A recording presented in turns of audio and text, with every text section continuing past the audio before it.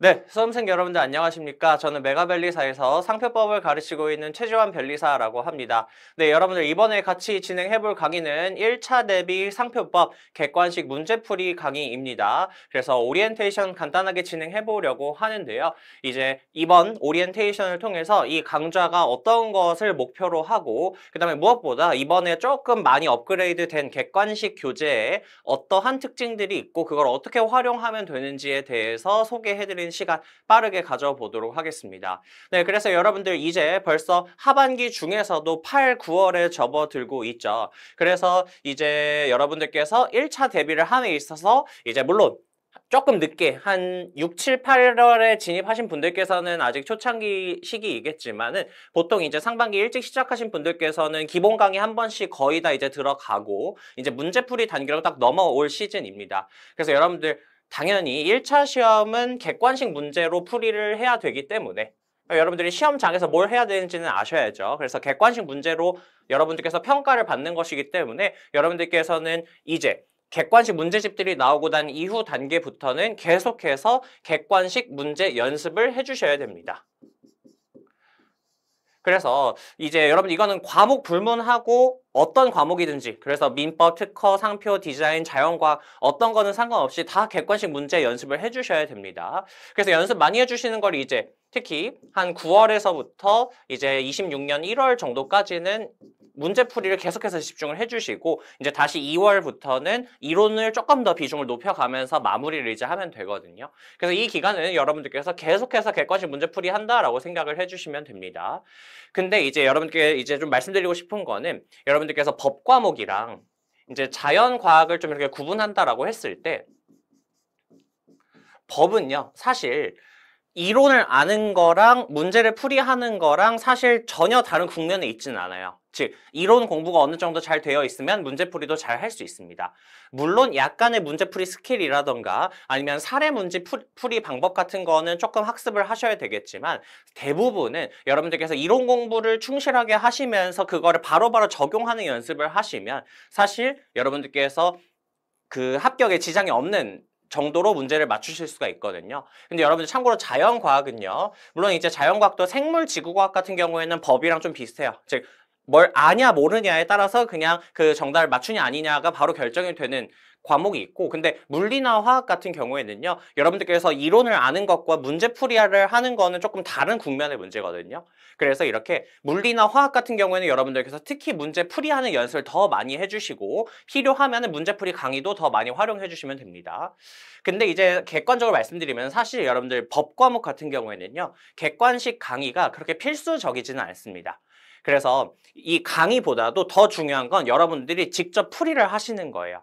근데 이제 어쨌든 저도 지금 객관식 강의를 열고 있고 이 강의를 통해서 여러분들께 어떤 거를 좀 전달해드리고자 하냐면요. 일단은 여러분들께서 객관식 문제풀이를 할 때 어떤 부분을 조금 더 집중을 해야 되는지 아니면 여러분들이 계속 헷갈리는 포인트들이 이제 나오기 시작할 거거든요. 그런 거를 저와 함께 좀 체크를 하고 조금 어려운 지문이나 어려운 기출문제 같은 거는 제가 한 번 더 해설을 해드리면서 판례 설명까지 해드리는 그런 강좌라고 이해를 해주시면 될 것 같습니다. 그래서 옵셔널하게 이제 필요에 따라서 활용해 주시면 되는 강의인데요. 당연히 저 같은 경우에는 이제 필수는 아니지만 들으면 어쨌든 도움이 되는 강의를 이제 항상 제공해 드리려고 하기 때문에 이제 만약에 시간적 여유가 어느 정도 있으셔서 들으시면 분명히 도움은 될 겁니다. 그래서 이 강좌가 어떻게 구성되는지 오리엔테이션 한번 진행해 보도록 할게요. 그래서 일단 강의 목표입니다. 그래서 말씀드렸듯이 객관식 문제 풀이하는 거 그것도 당연히 설명을 드릴 거예요. 근데 그건 여러분들이 직접 계속 연습을 하시는 게 중요한 거고 저는 다른 거를 좀 덧붙일 겁니다. 그래서 객관식 문제로 나왔을 때 여러분들께서 막 비슷한 개념인데 약간 다른 부분 그런 것들이 분명히 있거든요. 그런 것들을 제가 아예 정리를 해드릴 거예요. 그리고 이따가도 말씀을 드리겠지만 사실 이런 부분을 제가 객관식 교재에 이번에 4판으로 넘으면서 새롭게 많이 추가를 했거든요. 그래서 여러분들께서 학습하시기에 이제 어렵지 않고 이렇게 포인트를 좀 정리를 쉽게 할 수 있게끔 제가 정리 자료를 넣어 두었으니까 그런 것들 같이 좀 체크를 하도록 할 거고요. 그 다음에 이제 결국은 객관식 문제풀이를 하는 방식에 대해서 제가 설명을 드릴 겁니다. 그래서 이런 문제풀이에 대한 팁 같은 것들을 같이 설명을 드리는 거다라고 이해해 주시면 될 것 같고요. 그 다음에 여러분들 이 객관식 문제가 특히 법 과목에서 난이도를 높이고, 즉 변별력을 높이기 위해서는 어떤 식으로 출제를 하냐면요. 이제 보통 크게 두 가지 정도를 생각해 볼 수가 있어요. 그래서 일단 여러분들 이제 출제위원 또는 이제 산업인력공단 측에서는 어쨌든 수험생들을 변별해야 되거든요. 그렇기 때문에 변별력 있는 문제를 내야 돼요. 근데 어떤 걸로 변별을 할 수밖에 없냐면 이제 법 과목에서 난이도를 올릴 수 있는 방법은 사실 판례는 어렵게 나오기가 쉽지가 않거든요. 특히 상표법의 영역에서는 그래요. 이제 물론 이제 민법 같이 내용 자체가 워낙 방대해서 이제 판례 양 자체가 이제 좀 많은 경우에는 판례 자체도 어렵게 나올 수가 있는데, 근데 상표법 같은 경우에는 이제 처음에 이해하기는 조금 어려울 수 있어도 공부를 많이 하시다 보면은 판례가 조금 꼬아져서 나온다고 했을 때는 여러분들께서 정오 여부를 되게 쉽게 이제 판단할 수가 있거든요. 물론 이제 이해를 바탕으로 좀 충실히 정리를 했을 때 얘기입니다. 그래서 이론 공부가 이제 필수적인 거고요. 근데 이제 만약에 어느 정도 공부 수준이 올라왔다고 하면요. 사실 판례는 어렵지 않아요. 근데 오히려 여러분들 어떤 게 어렵냐면요. 법조문을 조금 디테일한 부분을 꼬아서 내면은 그런 것이 오히려 난이도가 올라가거든요. 그래서 여러분들께서는 특히 이 문제풀이 단계 들어오고 나서부터는 이제 문제풀이만 하는 게 아니라 항상 이론 공부도 해주셔야 되는데, 그 이론 공부를 할 때에는 또 중요한 게 뭐냐면 판례나 이 이론서 공부하는 거 외에도 조문 자체를 일단 좀 많이 보셔야 돼요. 그래서 특히 산업재산권법 같은 경우에는 법조문 전체를 일단 계속해서 반복해서 회독하는 거를 좀 체크해 주시면 좋을 것 같고, 그 다음에 사실 상표법에서 많이 나오지는 않는데 난이도를 높일 수 있는 방법 중에 하나는 사례 문제를 내는 겁니다. 그래서 사례 문제라는 건 뭐냐면 이제 제가 1강 앞에서도 좀 설명을 드릴 거긴 한데 미리 간단하게 말씀을 드리면 이런 거예요. 그래서 보통 대부분의 법 과목의 문제는 어떤 식으로 나오냐면 다음 설명 중 옳지 않은 것을 고르시오라고 하고 이제 5개의 보기를 주고서 이제 옳은 지문이랑 옳지 않은 지문, 그래서 법리적으로 옳은 것과 옳지 않은 것을 섞어서 낸 다음에 정오 여부를 판단하게끔 이제 문제를 낸단 말이죠. 그럼 법리를 알고 있고 그걸 잘 정리하고 있으면 맞출 수 있는 거예요. 근데 이제 사례 문제라고 하는 건 뭐냐면요. 단순히 법리를 주는 게 아니고요. 지문에다가 이제 문제에다가 막 당사자들이 나와요. 갑은 어떤 것을 했고 을은 어떤 것을 했고 병은 어떤 것을 했는데 그때 이들 사이에 뭐 법률 관계에 대해서 옳은 것은 이런 식으로 물어보면서 여기서 보기에서도 법리로 주는 게 아니라 여기에서 갑은 어떤 것을 할 것이다. 을은 갑에게 어떤 권리 행사를 할 수 있다. 이런 식으로 당사자들의 권리 관계를 묻는 식으로 문제가 나올 수가 있어요. 그래서 이런 것이 1차에서 많이 대비를 안 하기 때문에 이런 부분이 조금 어렵게 느껴질 수 있거든요. 근데 이것도 여러분들께서 몇 번 연습하시고 전형적인 것들 연습하시면은 충분히 풀이하실 수가 있어요. 그래서 이런 거는 제가 조금 더 객관식 문제 풀이 강의에서 충실하게 설명을 드릴 겁니다. 특히 그래서 제가 이따가도 설명드리겠지만 문제를 전체를 풀이하지는 않을 거거든요.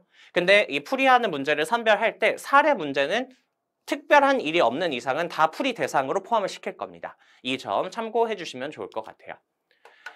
그래서 강의 특징은 어떻게 되는 거냐면 앞에랑 거의 비슷합니다. 그래서 문제풀이 방식을 이제 설명을 드리면서 조금 어렵거나 아니면 중요한 판례를 다루고 있는 지문에 대해서는 관련된 이론 판례도 이제 물론 이론 강의처럼 아주 상세하게 설명하는 건 아니지만 그래도 어느 정도 이상으로 설명을 드릴 거고요. 그 다음에 자주 헷갈리는 포인트 한번 정리해 드린다 그랬죠. 그래서 이런 것들이 이제 책에 있는 부분이 있어요. 그래서 그런 부분에 대해서 같이 정리를 하도록 할 겁니다. 교재 같은 경우에는 다른 거 필요 없고요. 기본적으로 객관식 강이기 때문에 객관식 교재만 있으면 됩니다. 그래서 이번에 4판 교재가 이 강좌 개설 일자에 맞춰서 아마 출간이 될 텐데요. 많이 업그레이드가 되었어요. 그래서 특히 이제 3판에서 4판으로 넘어오면서 많은 것들이 조금 추가되고 바뀌게 되었는데 그러한 부분들 이제 제가 좀 이따가도 설명을 드리도록 할 거고요. 그래서 여러분들께서 객관식 문제풀이 진도 범위가 다 있거든요. 그 문제 풀어보고 오시면은 이제 강의 들을 수 있게끔 이제 그렇게 좀 구성을 했고요. 그 다음에 이제 만약에 있으면 좋은 부교재는 저희 상표법 강의 교재 중에서 케이스편 교재 있죠. 근데 이거를 자주 보진 않을 거라서 이걸 꼭 없는데 굳이 사실 필요는 없고요. 이미 있으신 분들 있죠. 그래서 이제 상표법 강의 중에서 이론편 말고 케이스편 교재 4판. 만약에 이게 없는데 구매하고 싶으신 분은 케이스편만 따로 구매하실 수도 있거든요. 그래서 그 온라인 서점에서 참고해 주시면 될 것 같고요. 그래서 이 케이스편 교재를 가지고 저희 이제 중간중간에 판례를 간단하게 설명드릴 기회가 있을 거예요. 근데 많이는 아니고요. 한두 번씩 제가 이제 케이스편을 이제 설명을 드리도록 할 텐데, 근데 이거 없어도 제가 어차피 화면에는 띄워드릴 거니까 강의 들으시는 데는 문제가 없다라는 점 참고해 주시면 좋을 것 같습니다. 그래서 기본은 객관식 문제집 가지고 진행을 하도록 할 거예요. 그래서 교재 특징에 대해서 좀 설명을 드려보도록 하겠습니다. 그래서 각 단원에 들어오게 되면은요, 항상 문제가 2스텝으로 구성이 되어 있습니다. 그래서 첫 번째 스텝은 OX 연습 문제가 있고요. 그 다음에는 객관식 문제들이 있게 됩니다. 그래서 이거에 대해서 조금 설명을 드리자면요. 일단 OX 연습 같은 경우에는 어떤 거냐면 여러분들께서 바로 객관식 문제풀이 들어가기 조금 버거울 때, 그때 조금 가볍게 OX 문제로 일단은 조금 기본기 한 번 더 체크를 하고 나서 그 다음에 객관식 문제풀이로 넘어가실 수 있게끔 이렇게 준비를 해놓은 거고요. 특히나 제가 3판에서 4판으로 넘어올 때 이 부분을 많이 업그레이드를 했거든요. 그래서 일단은 문제 퀄리티 자체도 더 많이 올렸고 새로운 지문도 많이 넣게 되었고요. 그 다음에 그 구성을 조금 바꿨어요. 그래서 많은 수험생 분들께서 이제 문제랑 답안 이렇게 좀 떨어져 있는 구조보다는 바로바로 붙어있는 형태를 희망한다. 물론 이거는 약간 스타일 차이인 것 같기는 한데 이제 그런 피드백을 조금 많이 받아서 여러분들께서 좀 선호하시는 그런 스타일로 제가 바꾸었으니까요. 아마 공부하시기에 훨씬 편하게 느껴지실 거예요. 그래서 이걸 연습하시고 그 다음에 객관식 문제까지 이제 단원별로 연습하실 수 있게끔 구성을 해두었습니다.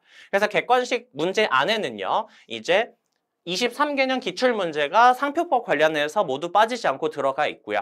거기에 아직 기출되지 않은 내용들에 대해서는 제가 창작 문제, 특히나 여러분들께서 좀 사례 문제 같은 거 연습 많이 하실 수 있게끔 사례 문제도 일부 창작해가지고 추가를 해두었습니다. 그래서 이것들이 모두 포함되어 있고 당연히 이제 상세한 해설까지 바로바로 아래에서 확인하실 수 있게끔 구성을 해두었습니다. 그래서 이제 그런 질문도 또 많이 받아요. 이제 뷰 상표법 기출풀이집이 있을 거예요. 이 기출풀이집과의 차이점이 뭔가요? 라고 이제 질문 주시는 분도 많은데요. 일단 이거에 대해서 설명을 드리면은 일단은 기출문제 풀이집은 기출문제만으로 구성이 되어 있고요. OX 문제라던가 뭐 헷갈리는 포인트라던가 창작 문제는 포함되어 있지 않습니다. 그리고 이제 그 다른 것보다 특징이 뭐냐면요. 이제 물론 이제 여기에 들어가는 기출문제랑 해설은 똑같아요. 근데 이제 어떤 차이가 있냐면 이 객관식 교재는 단원, 즉 주제별로 정리가 되어 있어요. 즉 예를 들어서 앞에 총칙 파트, 그 다음에 등록 요건 파트, 그 다음에 출원 절차 파트 및 심사, 그 다음에 상표권 파트 이런 식으로 단원에 맞게끔 관련된 기출 문제들이 순서대로 들어가 있게 되고요. 근데 기출 풀이집은요. 주제나 어떤 단원과 관계없이 회차별, 즉 연도별로만 편집이 되어 있습니다. 그래서 여러분들 니즈에 맞게 활용하실 수 있게끔 둘 다 출간을 한 거예요. 그래서 보통 처음에 연습을 할 때에는요. 여러분들이 이렇게 회차별로 풀이를 하게 되면 전범위를 알아야 풀 수가 있거든요. 그래서 딱 이론 공부하고 문제풀이 바로 하고 이렇게 대응시키기가 조금 어려워요. 그러다 보니까 이제 진도별로 풀이를 하실 때는 객관식 문제풀이, 그 다음에 이제 나중에 조금 더 공부량이 쌓이거나 아니면 객관식 문제풀이 나오기 전에 그 전에 이제 좀 미리 기출문제 어떻게 나오는지 좀 파악하고 싶으신 경우에는 기출문제 풀이집으로 이렇게 회차별로 10문제 단위로 연습을 해주시면 좋을 것 같습니다. 그래서 이렇게 차이점이 있고요. 그 안에 들어가는 기출문제 및 해설은 다 똑같아요. 이 점은 참고해 주시면 좋을 것 같습니다. 그래서 이런 식으로 교재가 구성이 되게 되는데요. 일단 OX 연습도 많이 업그레이드를 했고 그 다음에 3판에서 4판 넘어오면서 이제 제가 계속 말씀드렸던 자주 헷갈리는 포인트 있죠. 이게 모든 단원에 들어가 있지는 않습니다. 근데 그런 자주 헷갈릴 만한 포인트를 정리하는 것이 필요한 그러한 단원에다가는요. 제가 이 포인트들을 정리를 해두어서 이제 여러분들께서 객관식 문제풀이 하실 때 반복적으로 보시고 문제풀이 하시면 훨씬 더 도움이 많이 될 겁니다. 그리고 이 부분도 객관식 문제풀이 강의에서 제가 하나하나 좀 설명을 드리도록 할 거예요. 이렇게 체크해 주시면 되고 이 교재 활용 방법에 대해서도 간단하게 오리엔테이션이니까 좀 설명을 드려보도록 하겠습니다. 일단 여러분들께서 객관식 문제풀이 단계에 들어왔다고 해서 공부 비중을 오로지 객관식 문제풀이 100%로만 가져가시면 안 됩니다. 아까도 말씀드렸지만 특히 법 과목 같은 경우에는요. 이론 공부랑 그 객관식 문제풀이가 따로 놀 수가 없어요. 여러분들이 이론을 알아야 문제를 풀죠. 물론 이제 문제를 풀다 보면 또 이론이 보완이 되는 게 있습니다. 이렇게 서로 보완이 되는 관계인 것이기 때문에 병행을 해야 되는 것이지 문제풀이에 올인하면 안 돼요. 그래서 이론 공부랑 병행을 해주시는데요. 제가 조금 추천드리는 방식이 있습니다. 특히나 객관식을 이제 처음 풀이를 한다라고 생각이 들 때는요. 이론 공부하고 객관식 문제풀이의 그 공부 비중을 한 50대 50 정도로, 즉 이론 비중도 꽤 많이 가져가 주세요. 그러니까 이론 비중도 꽤 많은 겁니다. 만약에 여기서 내가 지금 이론을 더 많이 까먹었다. 그러면은 이걸 더 늘려도 돼요. 예를 들어서 이론을 60, 객관식 문제풀이를 40. 그래서 시간 비율을 이런 식으로 조금 조절을 하고, 그래서 일단 이런 식으로 한번 1회독을 해요. 그 다음에는 여러분들 객관식 문제풀이 한 번 하고 끝나는 거 아닙니다. 같은 문제집으로 여러 번 풀어야 돼요. 그렇게 된다고 했을 때 두 번째 볼 때는 이제 이론 비율을 조금 낮추는 겁니다. 왜냐면 이제 이론이 조금 어느 정도 아니까. 즉 처음에는 기본 강의 듣고 이론 많이 까먹은 상태에서 바로 객관식만 비중을 높게 가져가면 여러분들 공부 효율이 안 나요. 그렇기 때문에 이론 비율을 좀 가져가면서 이제 그 공부한 이론 범위에 대한 객관식 문제풀이 바로 진행하고, 그래서 바로바로 연계해서 공부할 수 있게끔 이렇게 해주시면 좋고요. 근데 말씀드렸듯이 이론 대 객관식의 비율을 계속해서 조금 바꿔 나가는 겁니다. 그래서 예를 들어서 2회 독재는 이제 예를 들어서 50대 50, 3회 독재는 또 이제 더 객관식 비중을 좀 늘려서 40대 60. 이런 식으로 점점 비율을 바꿔 나가면 되고, 그래서 시험 한 달 전, 그래서 1월까지는 이제 이런 식으로 객관식 비율을 조금씩 점점 늘려가면 되고요. 근데 다시 2026년 2월이 되었을 때에는 다시 여러분들께서 이론 비율을 조금 더 높여주시면 됩니다. 물론 이때도 객관식 연습을 전혀 하지 말라는 게 아니에요. 객관식 연습을 하되 여기서 이론이 더 중요해집니다. 왜냐하면 막바지에는 정리 안 되는 걸 정리하는 게 더 중요하거든요. 그래서 이론 비중을 좀 높이면서 객관식 문제풀이는 이제 여기에 와서는 이전에 많이 틀렸던 거 위주, 틀렸던 지문 위주로 다시 좀 풀이를 해보고, 그 다음에 이때 가면 여러분들 학원에서 모의고사가 치러지게 됩니다. 그래서 그런 모의고사 가지고 실전 연습을 하는 게 필요해요. 그래서 이런 식으로 객관식 문제를 이제 좀 활용을 해주시면 좋을 것 같고요. 그래서 말씀드렸듯이 이제 이론 공부, 이제 어떤 특정 단원에 대해서 먼저 해주시고 그 범위에 대한 OX 연습해주시고 그에 대해서 이제 OX 연습 먼저 다 하고, 이게 이제 스텝 1이었죠, 교재에서. 이게 다 되고 나면 그 다음에 객관식 연습 단계로 넘어와서 스텝 2, 객관식 문제풀이 연습을 해주시면 좋을 것 같습니다. 이때 특히 이제 조금 추천드리는 방식 중에 하나가 어떤 게 있냐면, 이제 여러분들이 여러 가지 이제 본인 스타일에 따라서 조금 커스터마이징 하면 되는데, 특히 민법이나 특허법 같은 경우에는요, 이제 상표법에 비해서 양이 너무 많아요. 그래서 많은 분들께서 추천하는 게 2배수나 3배수로 문제를 풀이를 하는 것.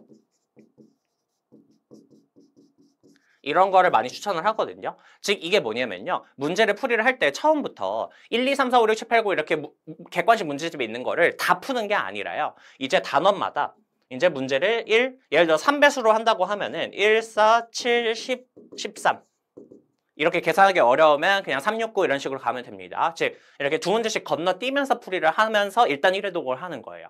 이게 왜 그런 취지가 있냐면, 민법이나 특허법은 기본적으로 양도 많고, 그래서 객관식 문제집도 훨씬 양이 많거든요. 그러다 보니까 근데 그렇게 양이 많으면은 주변에는 비슷한 내용들이 문제로 계속 나오게 돼요. 그렇기 때문에 여러분들께서 근데 이거를 하나하나 1, 2, 3, 4, 5, 6, 7, 8 이렇게 모두 풀이를 하게 되면은 객관식 문제집을 한 번 회독하는데 너무 시간이 오래 걸리거든요. 그렇기 때문에 일단은 배수를 건너뛰면서 일단 비슷한 내용에 대해서 한 번씩만 문제풀이를 하면서 조금 속도감 있게 객관식 문제집을 1회독 할 수 있게끔. 그래서 어쨌든 이렇게 해서 또 1회독 한다라고 볼 수 있는 겁니다. 그래서 이렇게 이론이랑 객관식 문제를 한 2배수나 3배수로 정해서 1회독 빨리 하고, 그 다음은 안 풀었던 문제를 이제 그 사이사이에 있는 문제들이 있죠. 그거 한 번 더 하면서 이론이랑 병행하면서 또 1회독. 이런 식으로 하면 더 효과적입니다. 그래서 이런 거 좀 많이 참고해 주시면 좋겠고, 근데 상표법은 참고로 양이 그렇게 많지가 않아요. 민법이나 특허법에 비해서. 그래서 배수를 건너뛰면서 하셔도 되는데 배수를 건너뛰면서 하지 않으셔도 상관은 없습니다. 그건 이제 선택에 따라서 해주시면 되고, 또는 이제 선택적으로 제 뷰 상표법 객관식 문제집을 활용하시는 분들 같은 경우에는 일단 처음에 이렇게 하는 것도 가능해요. 그래서 1회독 할 때에는 일단 이론 공부하고 그에 대응되는 OX 연습만 하는 거예요. 그러면서 단원을 빨리빨리 일단 가면서 일단 전체 1회독을 하고, 그 다음에 두 번째 회독 때는 이론 공부하고 OX 문제 중에 그때 틀렸던 거 다시 한번 보고 객관식 문제 풀이하고, 이런 식으로 하는 것도 가능하거든요. 그래서 이렇게 좀 스텝을 이렇게 회독 어떤 주기로 나누는 것도 가능하다라는 것도 생각해 주시면 됩니다. 그래서 두 가지 이건 그냥 스타일의 차이라고 생각해 주시면 될 것 같아요. 이런 거 참고해 주시면 되는데 근데 이제 중요한 건 뭐냐면요. OX 연습이든 객관식 연습이든 여러분들께서 문제 풀이를 하고 이제 정답을 보고 체크를 할 거잖아요. 그러면은 꼭 틀렸는지를 체크해가면서 풀이를 해주시기 바랍니다. 그리고 여러분들 절대 답 보면서 하지 마세요. 여러분들 일단 답 가려놓고 직접 풀이해보세요. 꼭. 그리고 이제 시간 재면서 풀이를 해주셔야 됩니다. 그래서 이제 여러분들께서 대략 이제 지문 하나당 한 1분 10초에서 1분 20초 정도를 잡으시면은 이제 될 거거든요. 그렇기 때문에 이제 그 정도 시간을 일단 잡으면서 일단 연습을 처음엔 조금 여유 있게 하세요. 아직 처음 실력이 안 올라왔을 때에는 이제 한 1분 30초, 지문은 아니고 한 문제당 이제 1분 30초입니다. 그래서 그렇게 잡고 이렇게 연습을 해주시면 좋을 것 같아요. 그리고 이제 풀이를 하고 나선 정답이랑 비교한 다음에 이제 틀린 지문은 여러분들께서 꼭 옆에다가 그러니까 예를 들어 이렇게 1, 2, 3, 4, 5 이렇게 있으면은 이제 여기 오른쪽 같은 데다가 또는 여기 왼쪽에다가 이렇게 몇 번 틀렸는지 틀린 것만 체크를 하세요. 여러분들 맞았던 건 체크할 필요 없습니다. 물론 여러분들이 맞은 걸 표시를 하면 기분이 좋으니까 이거를 표시하고 싶을 수도 있어요. 근데 그건 여러분들 학습에 크게 의미가 없습니다. 여러분들이 뭘 계속 틀렸었는지를 나중에 볼 수도 있어야 돼요. 이게 나중에 가가지고는 틀렸던 지문 위주로 보는 게 필요하다 그랬죠. 그렇기 때문에 여러분들이 틀렸던 지문은 이렇게 여러 번 회독할 거니까 이렇게 누적해가면서 표시를 해두시기 바랍니다. 그걸 해놔야 여러분들이 나중에 강약 조절이 돼요. 그래서 이거 미리 체크해놓고 그리고 여러분들께서 문제풀이 하실 때 이런 거 있잖아요. 이제 옳지 않은 지문을 고르래요. 그래서 예를 들어서 1번에서 옳지 않은 게 딱 나왔어요. 명확하게. 그래도 여러분들 지금 연습하는 단계이고 그리고 시험장에서도 이렇게 해야 되고 이제 1번 옳지 않은 게 확실하다고 하더라도 나머지 지문도 다 정오 외부 판단하셔야 됩니다. 이게 왜 그러냐면 여러분들이 아무리 스스로 확신한다고 해도 이런 경우 있거든요. 1번도 옳지 않아요. 근데 풀다 보면 4번도 옳지 않고 5번도 옳지 않다고 판단이 되는 경우가 있어요. 실제 시험장 가면 그런 게 여러분들 괴롭힙니다. 마지막 두세 개가 계속 헷갈려서 거기서 하나를 골라야 되는 상황이 오거든요.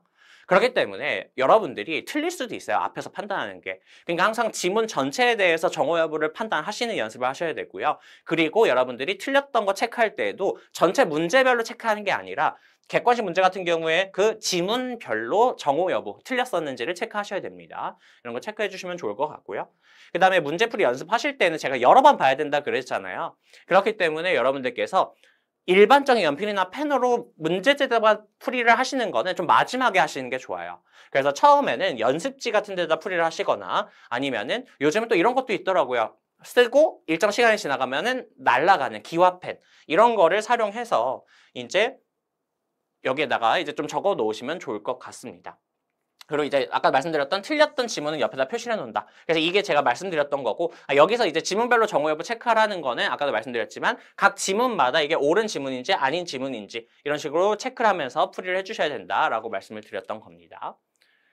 그래서 수업 진행 방식에 대해서 설명을 드리면은 자주 헷갈리는 포인트 설명할 부분이 있으면 그걸 설명을 드리고 해설이 필요한 일부 객관식 문제를 선별해서 풀이를 해드릴 거고요. 각각의 진도표를 제가 제공을 해드릴 거예요. 그래서 1강에 대한 첨부 자료로 이제 진도표 업로드 해드릴 예정이고요. 그래서 거기에서 어떤 것들 여러분들이 풀어보고 오셔야 되는지 페이지 범위 제가 적어드릴 거고 그 중에서 어떤 문제들 제가 해설해드릴 건지도 적어 놓았습니다. 그래서 그렇게 좀 참고해 주시면 좋을 것 같아요. 근데 이 객관식 문제풀이 강의를 들으실 때 중요한 건 뭐냐면 여러분들께서 강의를 듣는 게 중요한 게 아니라 그랬어요. 물론 이제 강의를 들으면 도움이 되는 게 있죠. 근데 그게 아니라 여러분들께서 직접 계속 연습을 하는 게 중요해요. 문제풀이 단계에 와서는. 그래서 문제풀이를 꼭 먼저 해보시고 수업 들어주세요. 그걸 했을 때와 아닐 때 수업 들었을 때 받아들이는 효과가 엄청나게 차이가 큽니다. 그렇기 때문에 문제풀이 직접 해보시고 그 진도 범위 풀어보신 다음에 수업 들어오셔서 이제 내가 부족했던 부분이 어떤 거였고 어떤 부분 어떻게 보완해야 되는지를 강의를 통해서 이제 얻어가시면 좋을 것 같아요. 그리고 아까도 말씀드렸지만 문제 풀어보실 때 연습지 풀이하거나 기화펜을 활용하셔야 되고요. 그 다음에 각 지문별로 정오 여부를 판단해야 된다 그랬죠. 근데 여러분들 정오만 판단하는 게 아니라요. 여러분들 분명 풀이하시다 보면은 세모가 엄청 많이 나올 거거든요. 왜냐하면 좀 지문이 모호하게 나올 때도 있고 아니면 여러분들 공부가 부족한 상황일 수도 있고 여러 이유로 이게 맞는 건지 아닌 건지 잘 모르겠다 싶은 세모가 있거든요. 그래서 여러분들이 세모도 꼭 표시를 해야 돼요. 근데 확실하지 않은데 일단 동그라미로 치고 넘어가면 안 됩니다. 그래서 확실히 맞다라고 생각이 들면 O, 확실히 틀린 지문이다 하면 X. 근데 이제 저는 세 단계로 나누라고 설명드리지 않습니다. 세모는 너무 중립적이에요. 그래서 여러분들께서 어떤 식으로 하는 게 좋냐면 세모 중에서도 동그라미에 가까운 세모, 그 다음에 세모 중에서도 X에 가까운 세모. 즉 이건 이제 어떤 거냐면요. 약간 모호한데 맞을 가능성이 더 높은 것 같다 정도로 머릿속에서 판단이 들 때. 그때는 세모 동그라미를 해주시고 그 다음에 이제 약간 X에 가까운 세모이다. 이럴 때는 세모 X 이렇게 표시를 해주시면 되고요. 그래서 이제 연습지에 이런 식으로 제가 빈칸을 제공해드렸거든요. 그래서 문제 번호 쓰고 이렇게 지문별로 판단을 한 다음에 이제 정답을 고르는 겁니다. 왜 제가 세모 X, 세모 동그라미로 표시를 하는 연습을 하라고 말씀을 드리냐면요. 만약에 5문제를 풀고 이제 옳지 않은 것을 고르라는 문제가 나왔어요. 그러면 예를 들어서 OX, OOO 이렇게 나오면 얼마나 좋아요. 그럼 2번이 정답이 명확하게 되겠죠. 근데 여러분들 많은 경우에 이런 경우가 많다니까요. 한 3개가 세모예요.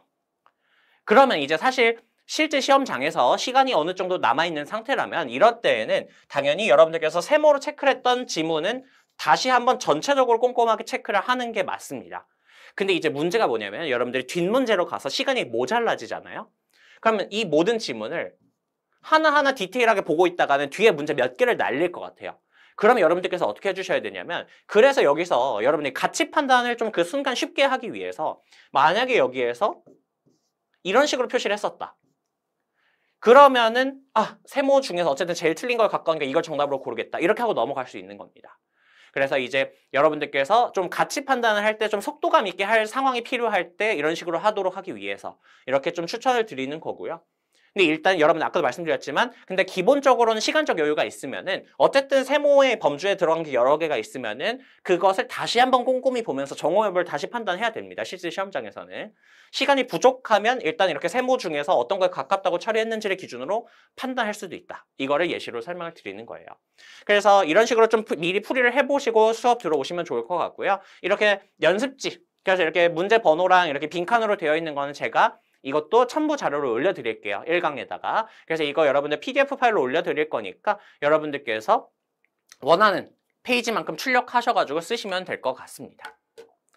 수강 대상은 뭐 특별히 정해져 있지는 않고요. 그래서 63회 1차 시험을 준비하시는 수험생분들이 이제 수강 대상이 되고 무엇보다 문제풀이에 관련된 스킬 등을 이제 강사의 어떤 강의를 통해서 좀 익히고 싶다라고 하신 분들께서는 활용해 주시면 좋을 것 같습니다.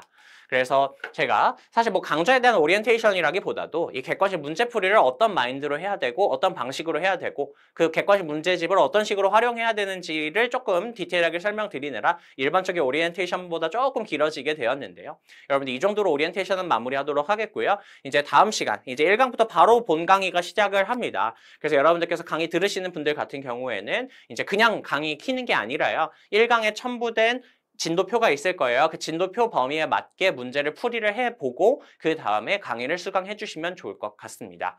네, 그러면은 오리엔테이션 이 정도로 마무리하고 본 강의 때 뵙도록 하겠습니다. 감사합니다.